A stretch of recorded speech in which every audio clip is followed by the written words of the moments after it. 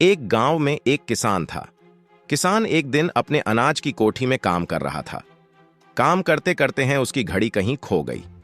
उसने कुछ देर तक अपनी घड़ी को ढूंढा। घड़ी नहीं मिली। मायूस हो गया, और मायूस होना सही भी था। उस घड़ी को किसान के पिताजी ने उपहार स्वरूप दी थी। उस घड़ी से किसान का काफी लगाव था। एक बार फिर अपनी घड़ी को ढूंढने की कोशिश करने लगा। अनाज की कोठी में बहुत देर ढूंढने के बाद भी घड़ी नहीं मिली। हताश होकर कोठी से बाहर आया। उसने देखा बाहर कुछ बच्चे खेल रहे हैं। उसके दिमाग में आइडिया चलने लगा। किसान ने सोचा, मैं अकेला अब तक ढूंढ रहा था, क्यों न इन बच्चों को भी घड़ी ढूंढने में लगा हूं। उसने घड़ी ढूंढने के बदले बच्चों को इनाम देने के लिए कहा। बच्चे इनाम के लालच में तुरंत मान गए। अब सारे बच्चे कोठी के अंदर जाकर घड़ी ढूंढने लगे। बच्चे जितना ढूंढ सकते थे उन्होंने ढूंढा, पर घड़ी नहीं मिली।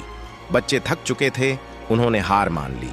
किसान भी अब थका और हारा महसूस कर रहा था। बच्चों के जाने के बाद वह हताश और परेशान बैठा था।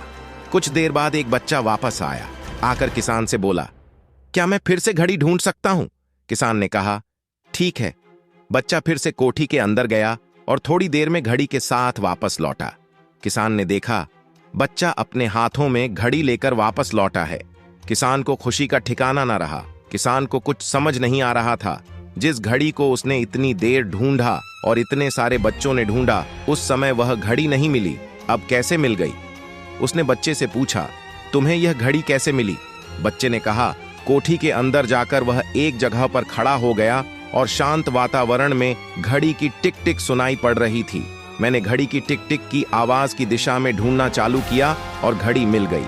किसान ने बच्चे को पुरस्कार दिया और हृदय से आभार व्यक्त किया। अब किसान खुश था। किसान उसे उसकी घड़ी मिल चुकी थी। किसान की घड़ी कहानी की सीख। इस कहानी से हमें सीख मिलती है, शांति हमारी सफलता के लिए जरूरी है। शांत चित्त रहकर ही हम सफल हो सकते हैं। सभी को जय श्री राम।